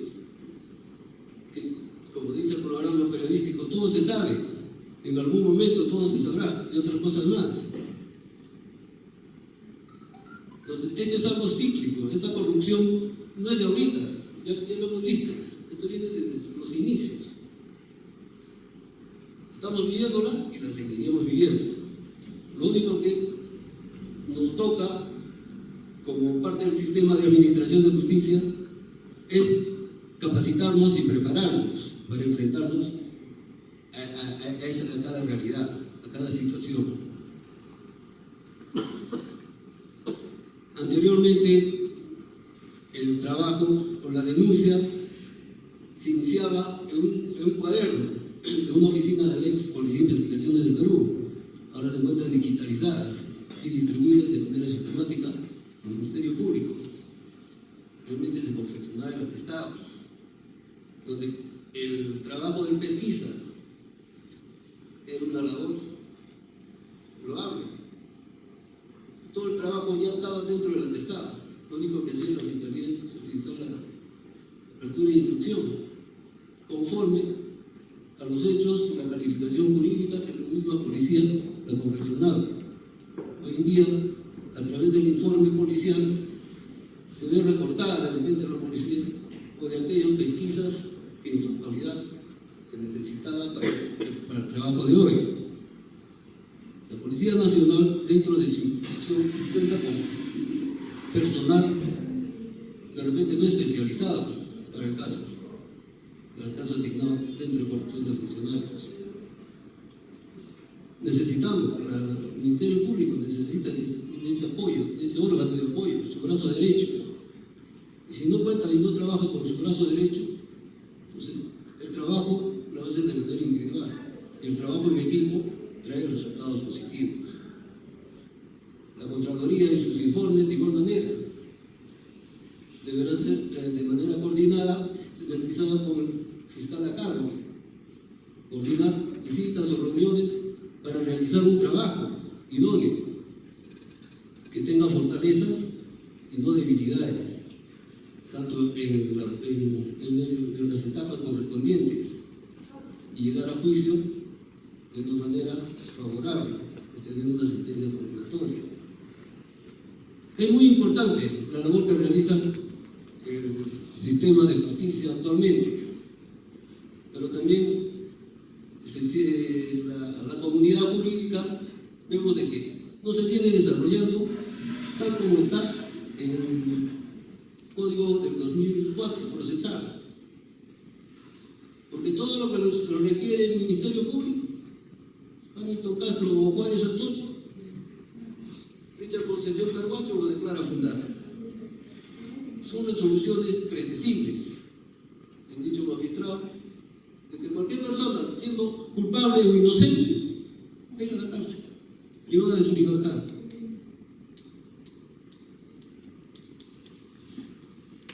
Entonces, nosotros como abogados independientes, ¿qué tenemos que hacer? Tenemos que hacer justamente este tipo de conferencias, este tipo de foros. Lo necesitamos, sí, lo necesitamos, porque es necesario. ¿Es necesaria para qué? Para darle seguridad jurídica. Actualmente en Perú no tiene seguridad jurídica, no hay inversiones. Estoy radicando en Arequipa un año. Desde que llegué, encuentro casas en venta, autos en venta, que anteriormente no había cuando hacía turismo por Arequipa. La recesión se viene sintiendo por estos hechos, por estos fenómenos. De los yatos, de los cohechos, las coimas, los llamados sobornos. 20 años atrás, las únicas noticias de los sobornos o los cohechos que se escuchaban, que se tenían, eran las de los policías coimeros. Todo el barro para la Policía Nacional del Perú. ¿Había funcionarios, servidores públicos, expresidentes? No. Se ha revertido la cara de la moneda y ahora la situación es distinta. Personas que una vez se comprometieron ante nosotros por los medios de comunicación a través de sus candidaturas, ser transparentes, pero resultaron ser no ser transparentes, ni poco transparentes. ¿Todo por qué? Por el llamado cohecho, el llamado coimas, sobornos, que existe entre nosotros los ciudadanos. Tenemos mucho que hacer. Tenemos que practicar los valores éticos. Es necesario cultivarlos desde nuestro hogar. Y tener responsabilidad de que nuestro trabajo no va a ser por beneficio propio, que no sea por beneficio propio, sino por el bien de la comunidad, por el bien de la sociedad. Agradezco a los miembros de la orden por la invitación. Gracias. Gracias. Vamos a invitar al doctor Fernando Fernández que nos haga. Gracias. Más bien, gracias a ustedes por la invitación. Voy a tratar de siempre, ahora avanza. Es cumpleaños de Emilio y tengo que estar en un diseño.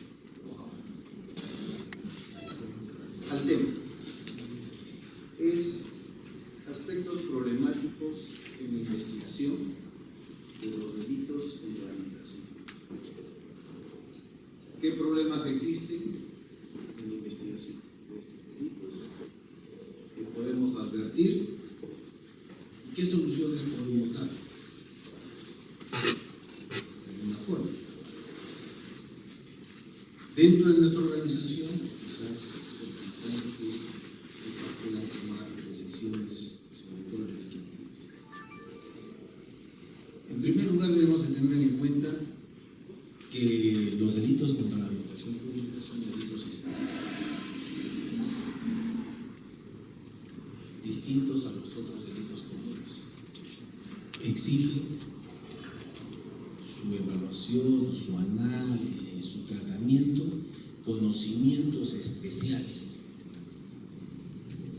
que significa para todos nosotros un nicho, una oportunidad de conocer esa especialidad de conocimiento para empoderarnos y ejercer la defensa técnica como corresponde y cumplir nuestras funciones como fiscales o jueces como corresponde.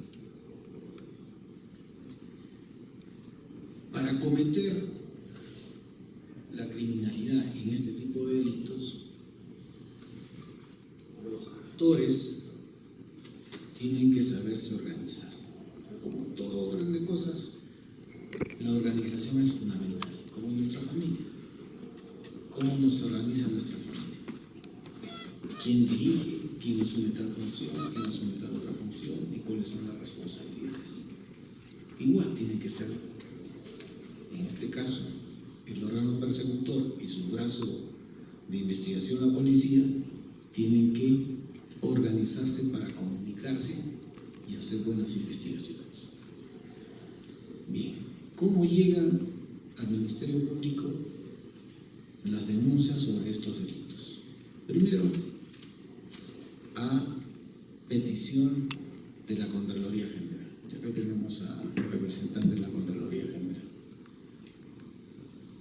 De acuerdo a los informes de control, que son las conclusiones de los exámenes especiales que practica una comisión.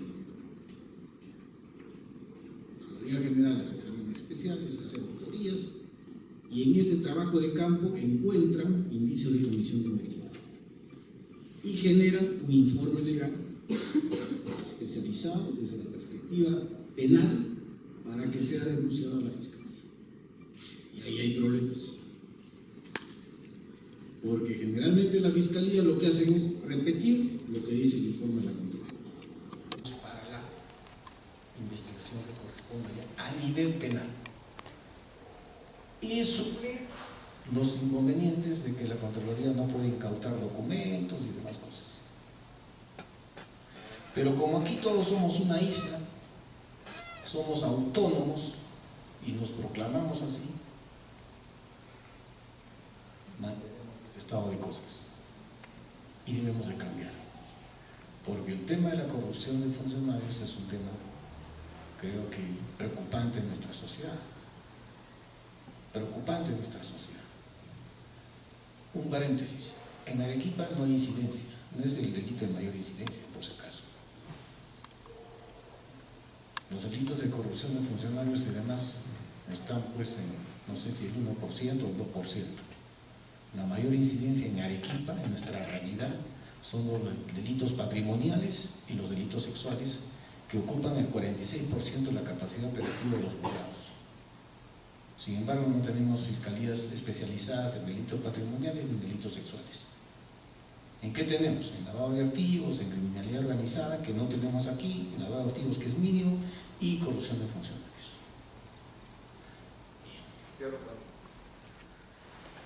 En el caso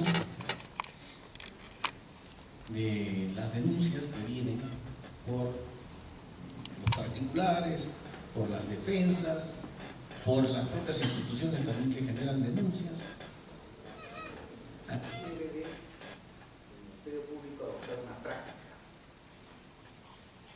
Y la práctica es que reconocerse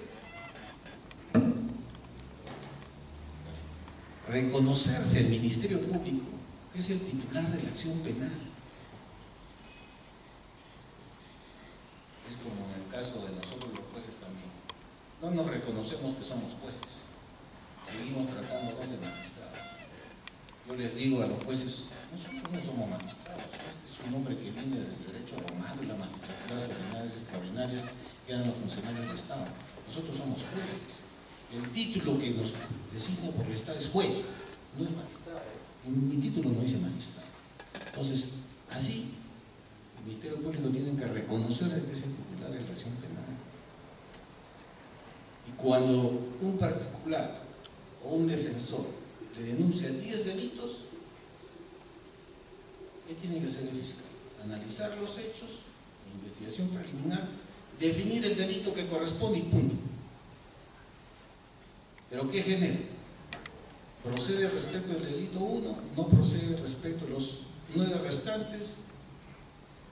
Apelan y se genera un ciclo vicioso de ese invento que se han creado de elevación al superior como recurso de apelación.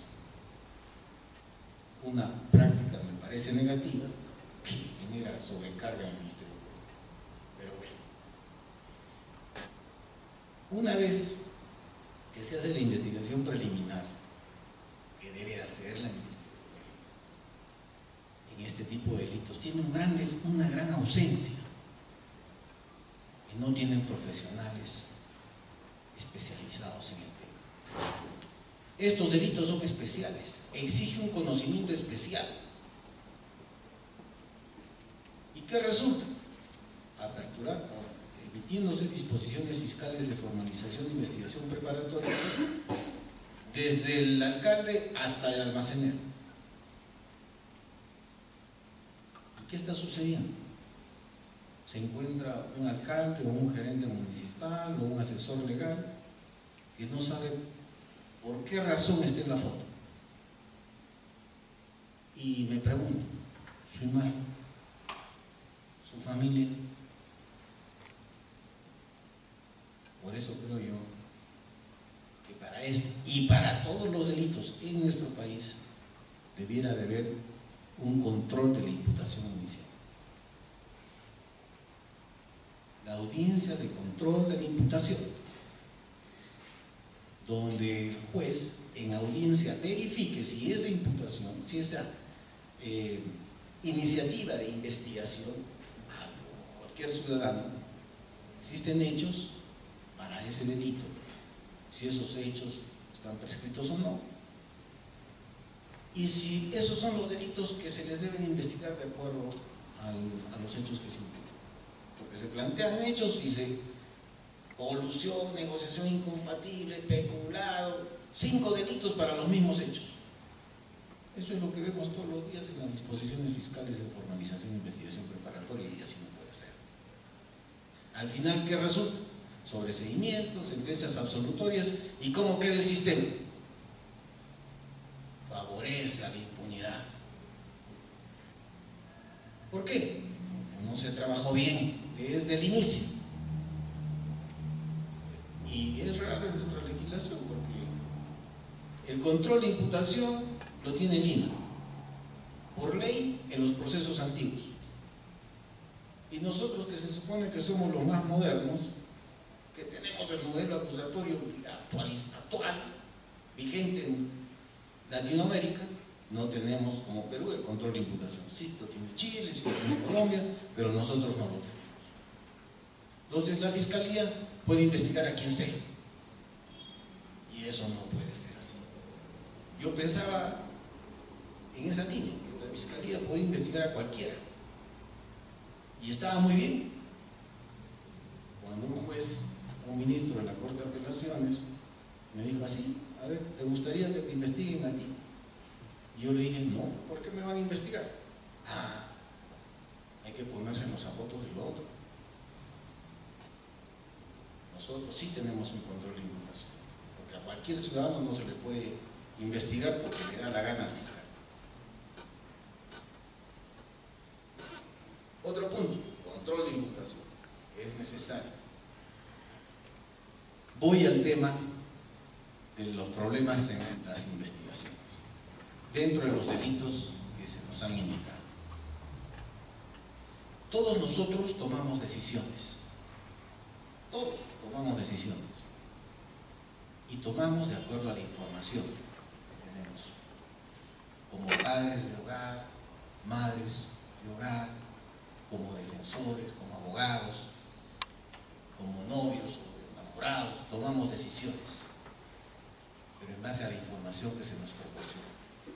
Si la información es deficiente, nuestra decisión va a ser deficiente. Si la información es potente, nuestra decisión va a ser precisa, justa. Bien, empecemos. El artículo 366. Violencia contra la autoridad para impedir el ejercicio de sus funciones. Los alcaldes en el Comité Provincial de Seguridad Ciudadana se quejaban porque decían: doctor, ¿cómo es posible que nosotros vamos a cerrar tal prostíbulo, tal boat, tales locales cerca de las universidades que son chupódromos? ¿Y qué pasa? Nos echan agua caliente, nos apedrean. ¿Cómo podemos hacer? ¿Los han denunciado? Sí, los hemos denunciado, pero los han sobreseído, los archivan los casos. ¿En qué se sustenta? En la declaración del agraviado, de los serenos y de los policías. Creo que estamos en un nivel en donde ya no una declaración solamente de testigos puede ser contundente para condenar. ¿Qué le cuesta llevarse una cámara en los operativos que hacen y filmar al que está golpeando al sereno, al que está echándole agua caliente al policía? Eso no es objetivo. No tenemos un poco de recursos para destinar a una cámara, videograbadora. Problema: falta de elementos tecnológicos incorporados a la investigación que nos permiten evidenciar de manera objetiva los elementos del tipo penal para el cual estamos buscando. Lo mismo sucedió en Tía María. 60 personas aquí hicieron un bolondrón, prisión preventiva, pruebas, declaraciones. Había un video, había fotografías. Más bien le sacaron fotografías que el policía le estaba colocando a los ciudadanos, no sé cómo se llaman esos, para que los vehículos no les bajen allá. Y cuando se hizo una reunión con los comisarios, se dijo: ustedes no hacen plan estratégico para la cometida de este tipo de movimientos sociales. Atrás de cada frente no colocan a alguien de criminalística que haga la afirmación de quién está tirando la molotov a la puerta del municipio o quién está agarrándolo a palos al policía. No tienen algo. Falta de inteligencia, aparte del operativo, de llevar mínimamente elementos tecnológicos que evidencien de manera objetiva el ilícito que se pretende denunciar y en base al cual se quiere generar una prisión preventiva. Pero como no sea la prisión preventiva, Fiscalía, Poder Judicial los quiere fusilar. La jueza de Moya lo querían quemar la vida. Y empezó pues todos los líderes de opinión a destruir más bien los primeros senderistas, logrando la desinstitucionalización, con Pérez Guadalupe a la cabeza. Bueno, yo en ese momento estaba postrado en la clínica y tenía pues unas ganas de salir más bien yo y darle duro, ¿no? Pero porque nosotros tomamos decisión en base a información. ¿Y qué información nos quieren dar? Declaraciones de 50 policías, pues eso ya no juega. El estándar de prueba en este modelo es elevado. Delito, abuso de autoridad, 376. El funcionario público que, abusando de sus atribuciones, comete o ordena un acto arbitrario que cause perjuicio a alguien. El funcionario público. Primero tenemos que saber qué cosa es funcionario y qué cosa es servidor público. Número dos, eso ya se desestimó porque la nueva ley del empleo público ya todos son trabajadores públicos, entonces ¿Esto ya no juega o no juega? ¿Bien? Segundo, que en abuso de sus atribuciones, primero tenemos que saber cuáles son sus atribuciones para después ver el exceso, el abuso de sus atribuciones. ¿Dónde están sus atribuciones? En los documentos de gestión. ¿Cuáles son los documentos de gestión? El MOF, el ROF. Eso es lo primero que tenemos que ver, conocer. ¿Lo sabemos? Hay que estudiar. Por eso, para el próximo año, creo que un diplomado sobre delitos, estos delitos especiales, ya que está en boga, empoderar a nuestros abogados, a nuestros fiscales, y creo que podemos hacer patria así. Voy al otro delito, malversación de fondos. 389.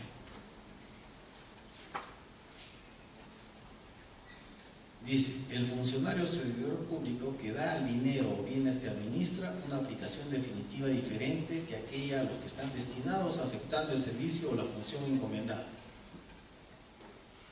Se marearon todos. En primer lugar, se tiene que entender de que todas las instituciones tienen un presupuesto. Ese presupuesto está ordenado por partidas genéricas y por partidas específicas. Partida genérica, bienes de capital. Partida genérica, remuneraciones. Partida genérica, inversiones. Cada partida genérica tiene partidas específicas. Por ejemplo, partida genérica, remuneraciones, partidas específicas. Remuneración básica, transitoria para otra partida, transitoria para homologación, otra partida, gastos operativos, otra partida, bonos o incentivos, qué sé. Aparte, existe una estructura jerárquica en el manejo del presupuesto del titular del pliego, las unidades ejecutoras, los componentes, las actividades, los proyectos.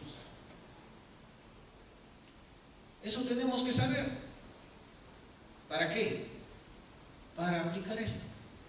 Porque en la imputación vamos a decir, el administrador fulano de tal utilizó los recursos de la partida genérica remuneraciones en la cantidad de 100.000 soles para pagar a los empleados del municipio y los derivó a bienes de capital, la partida 2, comprando computadoras y demás, y ocasionando una paralización de los trabajadores porque fueron impagos durante un mes.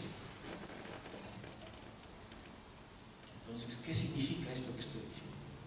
Conocimiento de las normas de orden presupuestal que rigen a las entidades públicas. ¿Lo sabemos? Tenemos que aprender. Otro delito, colusión, y ahí termino. 384. ¿Qué dice la colusión? El funcionario o servidor público que interviniendo directamente o indirectamente por razón de su cargo en cualquier etapa de las modalidades de adquisición o contratación pública. Todo el sistema de contratación del Estado, modalidades de adquisición, la adjudicación directa, el concurso público, licitación. ¿Por qué es una adjudicación directa? Porque la ley de presupuesto establece un monto de lo que encaja en la adjudicación directa, establece el monto de lo que ingresa a concurso público y otro monto de lo que ingresa a licitación. La adjudicación directa tiene otras submodalidades. Tenemos que conocer eso. Cuando dice por razón de su cargo, dice quién está directamente vinculado a los bienes o a los procesos. Entonces no sé qué hace el alcalde metido en la foto si él no tiene nada que hacer en el comité de adjudicación. Pero lo metemos.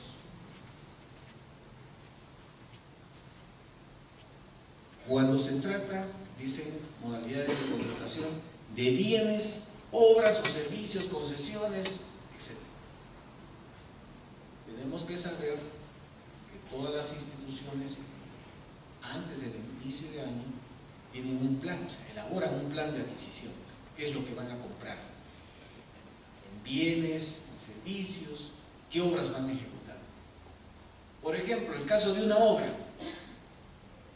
Una obra nace desde el expediente técnico. ¿Qué tiene que tener el expediente técnico? Los planos, el presupuesto de obra, pueden haber hasta replanteo de planos en ejecución de la obra, tienen que establecerse montos en ese presupuesto. ¿Qué conceptos? ¿Cuánto de cemento? ¿Cuánto de fierro? ¿Y cuánto va a costar? ¿Cuánto de mano de obra? ¿Qué tipo de mano de obra voy a tener? ¿Va a ser un ingeniero? ¿Va a ser un maestro de obra? ¿Un capataz? ¿Un albañil? ¿Un peón? ¿Maquinaria que voy a utilizar en la obra? ¿Voy a utilizar un tractor oruga? ¿Una motoniveladora? ¿Martillos neumáticos? ¿Cuánto me va a costar el alquiler de cada uno? ¿En qué tiempo voy a hacer? Todo eso tiene que tener un presupuesto de la obra. ¿Lo sabemos? Y depende de qué obra. Distinto una obra de canales de irrigación, que vamos a tener ahí un ingeniero hidráulico, distintos de un puente, que vamos a necesitar un experto en puentes, distinto un ingeniero especializado en presas o represas. Hay especialidades. Distinto será también un presupuesto para carreteras. ¿Sabemos eso? ¿Sabemos qué es una fórmula polinómica?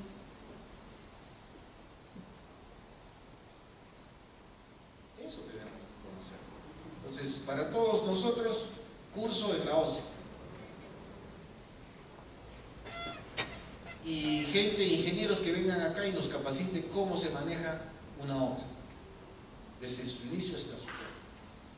Entonces, no queda ahí con el expediente técnico. Tenemos que hacer el proceso de selección. Ingresa el comité que va a encargarse del proceso de selección. Todo lo que significan las bases administrativas.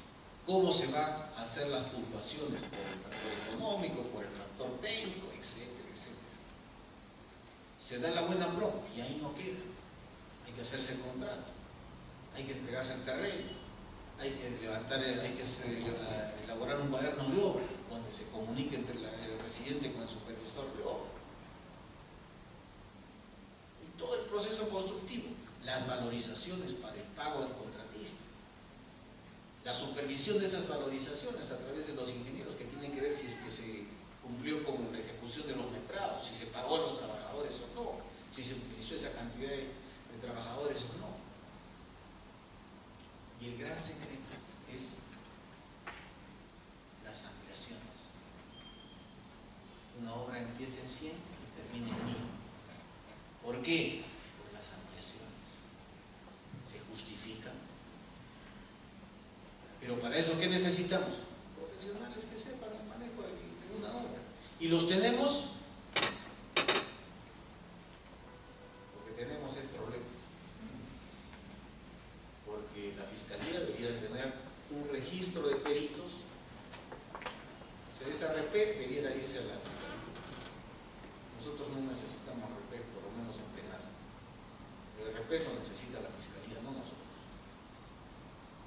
Y debiera tener recursos para contratar ingenieros especializados. Porque imagino, por ejemplo, yo no veo ese caso, pero el puente de Chilina o no sé, el otro puente de La Joya, los que están comprometidos en el tema van a traer un experto en puentes a nivel mundial. No sé quién le van a poner al frente de la Fiscalía para que rebata eso. No sé. Entonces se necesita conocimiento para quienes dirigen la estrategia jurídica y también conocimiento especializado, porque este es un delito especial, son delitos especiales. Bien, creo que, y finalmente, esto va para la Contraloría y las Procuradurías, preocúpense de la responsabilidad civil extracontractual, de la restitución al Estado de los dineros mal empleados. nuevamente, no me voy a cansar de decirles, si se constituyen actores civiles, planteen pues sus demandas civiles, donde establezcan los diferentes tipos de daño que pueden existir, el daño emergente, el daño moral, y ese es un gran reto para los procuradores. En violencia y resistencia a la autoridad, se golpea al policía, se afecta la institución, ya, daño moral, ¿cómo lo voy a cuantificar? Se ha hecho un estudio del impacto de la credibilidad, por ejemplo, de la credibilidad de la imagen de la PNP, de lo que significa esta circunstancia de que no se respeta la autoridad. Es un tema de institucionalidad. ¿Cómo se puede medir? Y cómo esa sanción civil puede significar un desincentivo a esas conductas dañosas. Tipo Estados Unidos, daños punitivos. El daño punitivo en Estados Unidos es si un enfermo, le dieron de alta a una persona en una clínica y se cayó en la vereda, juicio a la clínica. $5 millones en daños punitivos. A partir de ese momento, todos los que salen de la clínica salen en camilla o en silla de ruedas y lo hacen entrar al taxi, ya se liberaron. ¿Qué lograron? Desincentivarlo.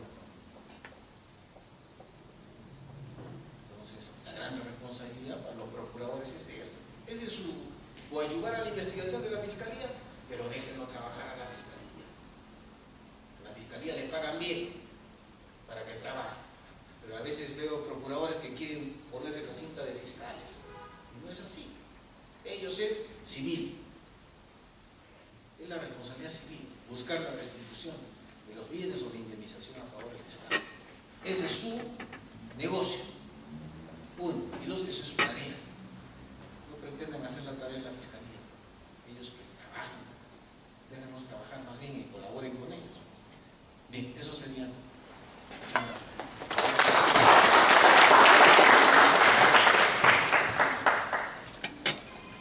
Vamos a entrar en una ronda de preguntas muy breve, por favor, si es que tienen alguna pregunta que hacer.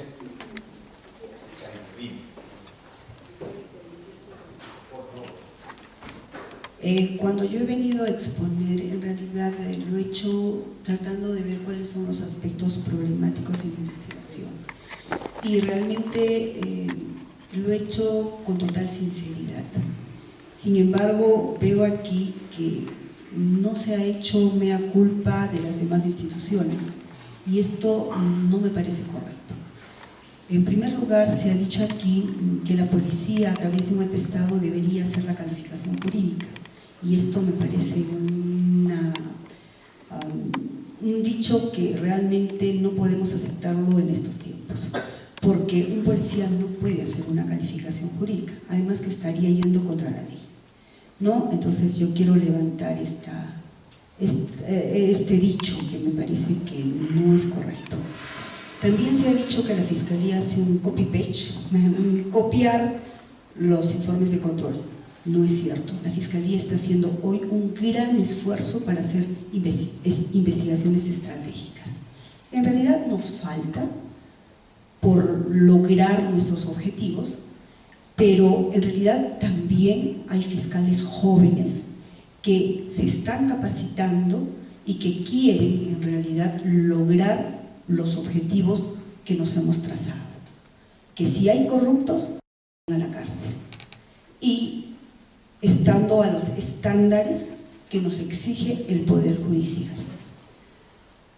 Entonces, quiero levantar esto también. Nosotros no vamos a politizar el tema respecto a la acusación constitucional de nuestro fiscal de la Nación, del cual estamos en total desacuerdo, y no voy a hablar de esto, pero sí estamos en total desacuerdo, ¿no? Porque se ve claramente dónde se está yendo y por qué se está haciendo esto. También se nos ha dicho que la Fiscalía no solamente debe analizar hechos sino delitos, y esto es totalmente correcto. La Fiscalía hoy por hoy analiza hechos, porque el delito lo vamos a calificar nosotros, Y así lo dice el Código Procesal Penal. Y nosotros estamos en esa línea. Asimismo, nos han dicho que nosotros no tenemos profesionales en el tema. Hemos tratado de capacitarnos, hemos hecho cursos de contrataciones del Estado, precisamente para estar a la altura de este tipo de delitos. Tenemos mucho que aprender y eso lo tenemos claro, pero estamos tratando de hacer las cosas lo mejor que se puede. Eso sí lo digo como fiscal, porque estamos luchando contra la corrupción, como ustedes lo saben bien. Adicionalmente, nos han dicho que en los controles de acusación pasa todo. Bueno, eso no es la culpa de la Fiscalía, es la culpa del Poder Judicial que hace pasar todo. Allí ellos tienen que hacer un buen análisis, no la Fiscalía. Adicionalmente a esto, nosotros tenemos bien claro la teoría de los delitos de infracción del deber y nos han dicho que hasta los alcaldes los metemos en la danza, pero no nos olvidemos que los alcaldes pueden ser extraños, ¿no? Cómplices. Y por último, cuando nosotros pedimos una prisión preventiva, solo necesitamos elementos de convicción suficientes, no prueba. La prueba la generamos en un juicio oral. Y esto quiero levantarlo, porque los he escuchado a todos atentamente y en realidad la Fiscalía hace un gran esfuerzo. No teníamos peritos porque no había presupuesto. Los hemos conseguido, pero seguimos sin el presupuesto suficiente. La Fiscalía no tiene el presupuesto. Estamos luchando contra la corrupción y adicionalmente este sistema nos come y nosotros estamos luchando. Hay fiscales que tienen 400 denuncias y así todo se quedan 8, 9, 10 de la noche, sábados y domingos, y nos olvidamos de la familia, pero nos debemos a la sociedad y esto sí también lo quiero decir. Muchas gracias. Gracias. Bueno, creo que ¿hay alguna pregunta? No. Vamos a suspender ya este evento y los invitamos para el subsiguiente miércoles. Queremos agradecer al representante de la Procuraduría, Fernán, a Charito y a Peter por estos alcances y los despedimos con un fuerte aplauso, por favor.